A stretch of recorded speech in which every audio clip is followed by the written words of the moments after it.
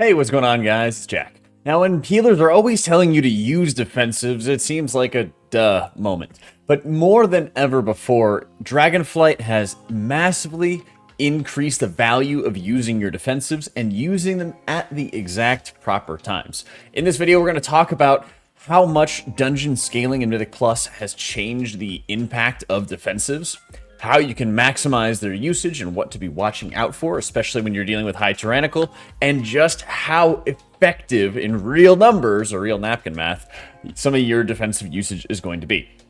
So from the very beginning, Dragonflight M+ scaling is higher than it was in Shadowlands, just objectively. It used to be about 8% health and damage per key level upgrade, and now it's 10%. So every single key level jump that you go up is 10% more damage. When you go from a 21 to a 22, it's 10% more damage on the boss fights, on trash packs, on whatever.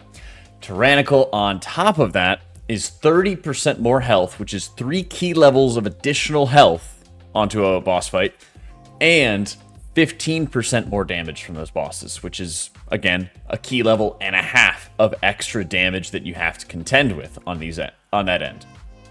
This makes fights incredibly challenging, especially when there's certain attrition fights, like you'd see at like Khajiit, and even on some encounters that are going to have like massive burst damage every like 25-30 seconds or so, like Flame Master Gorek. And I think that those are two of the biggest examples that we're going to cover, because it's the difference between like heavy burst damage and then rot damage that you'll see into these boss fights. So DPS in particular are really heavily understanding how much damage is going to be going out, as well as you're seeing some of the adoption or the advocacy of grabbing Spore Cloak as one of their different embellishes, so they're just able to survive the keys. The primary gate for chesting high-level dungeons these days, like the top 1% or 0.1% if you're going for your title, the big thing that stops people from chesting dungeons is surviving. It's not, oh my god, we have to pull so big or do so much damage and we have to optimize like crazy. You kind of do, but it's a lot easier to get to that level to kill off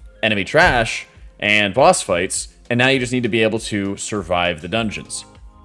I think Nelthrus is the perfect example of this, because you're going to have multiple different high damage bosses with things like Magma Tusk, which has heavy burst and rot damage, and Gorek, which is crazy high burst damage, as well as like Chargath, which has decent burst and rot mixed into it. So it's like being able to survive those bosses, even if they take a little bit longer, is going to almost guarantee you chest the dungeon, because you can use the chains effects really easily now in that keystone to be able to just like kill off, 20% of your trash count with ease, not having to pop crazy cooldowns, whatever. And then you're just going to be vibing.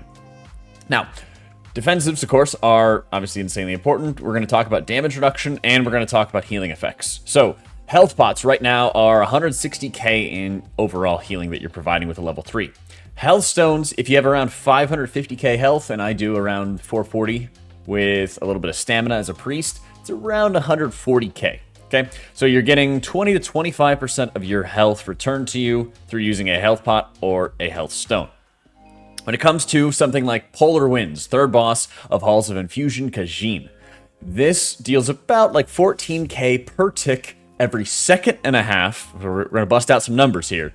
Doing about 60k on a 21 fortified, and then if you're going to scale that up to a 25, that's going to be about 94k a tick, something along those lines. Okay, so if you're on a 21 fortified dungeon, which would also be like a 19-ish on tyrannical, if you have, let's say, Barkskin, which is a 20% damage reduction for 8 seconds, that 320k damage that you would take over the 8-second period, if you're reducing it with something like Barkskin, you're getting 20% DR and nothing else, let's assume, then it's now getting scaled down to 256k. So just by hitting a 1-minute defensive, which gives you 20% damage reduction, you've saved yourself 64k health. So it's a third of a health pot or something, let's say, right?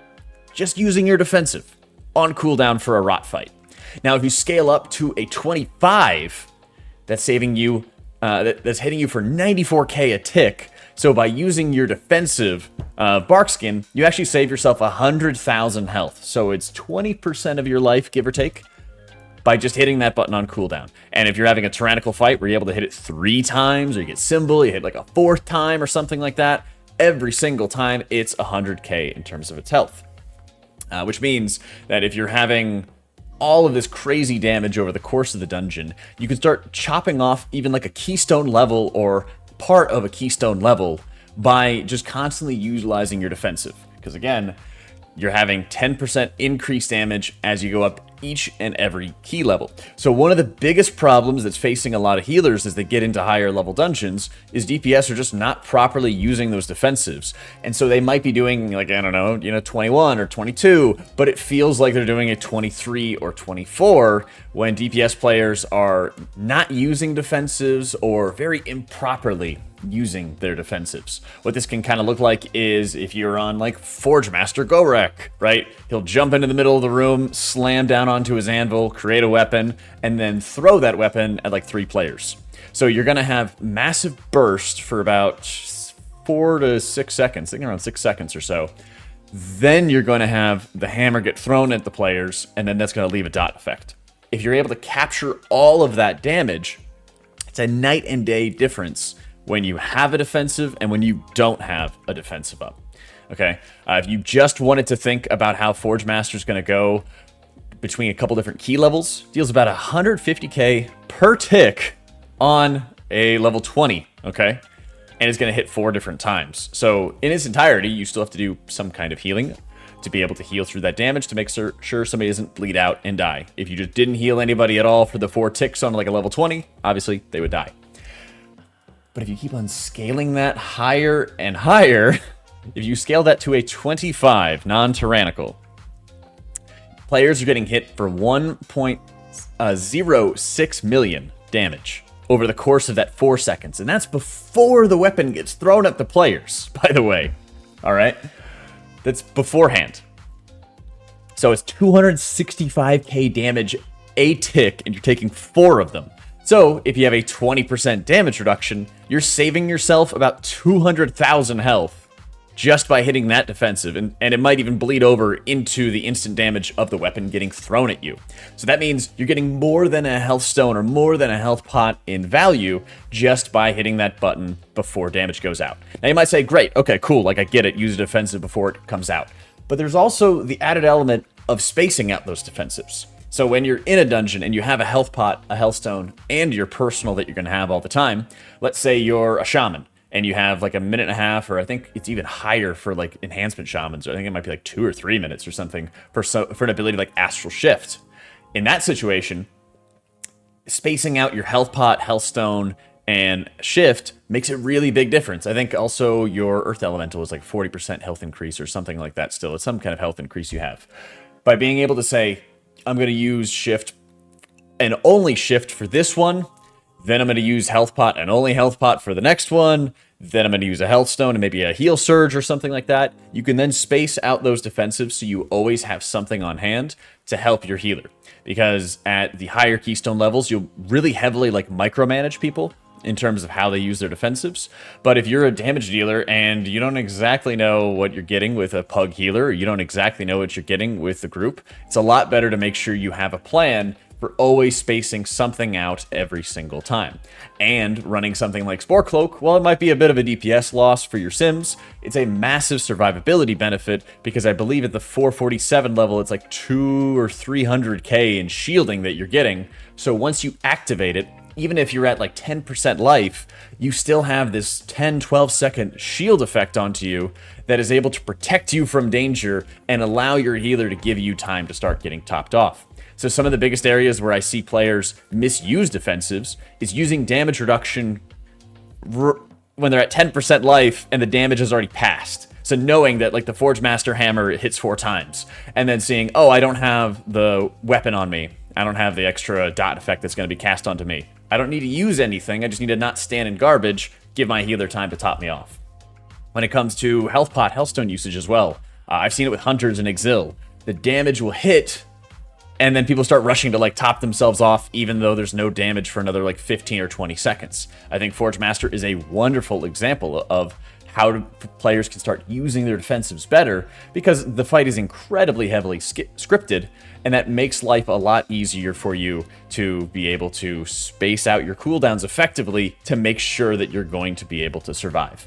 And then if you're having extra damage on top of, or extra health on top of all the damage with something like Tyrannical, it gets even harder to be able to contend with, to the point that you have to sort of balance out how you're going to be able to self-heal or, help your healer out, space out defensives, or even use other externals that the healer might have.